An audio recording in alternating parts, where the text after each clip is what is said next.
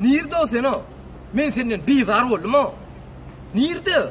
Dikimçilik oy, dikimçilik oy. Bir saat dangdım o berdi men o. Hemme kişi bana derdi ya, bu oğlan siz oy. Nerede? İçine girecek men o. Näme dip bakıp? Ha, Nurgözel dikimçilik öýü. Doğru da mı? Baryan men çıtam o. No, karışıkta men karışman halam o. Girecek içine.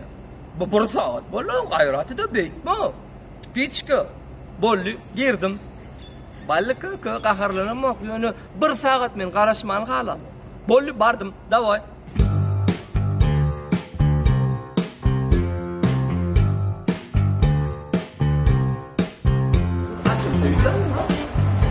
Bize turlar lan.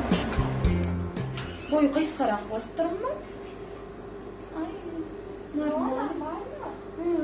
Ben kaçı süpürtlerini kapman mı diyem? Doğru yön. Materyal alsam mıkan fikirlenyen ne? Siz var ödüyor bu mu? Nereden?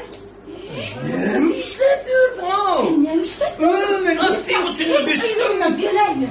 İlle kur bissidya. Bir saat o seni bir saat. Bir saat o. Doğru düşün. Orada? Bol. Evet. O.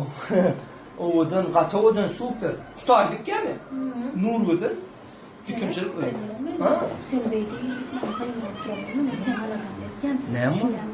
Şunu şulatıyla tehdatçıla. No. Şunu ne açıklarını tüktersem ne? Muhut bolsa bollu. Problemi yok. Arka bir saat evleniver. Yürüdük 3 saat. mi? Oo. Muhut ne? O senin materyallerim sattın yani kun onlardan ama Bollu. Dinle de o zaman. ne ben eğer beylek işlerlerini de tavsiyelerle dik bererlerde ya diye sırındık ya mı? Yok inanmıyorum. Muhut aynen verecek bana.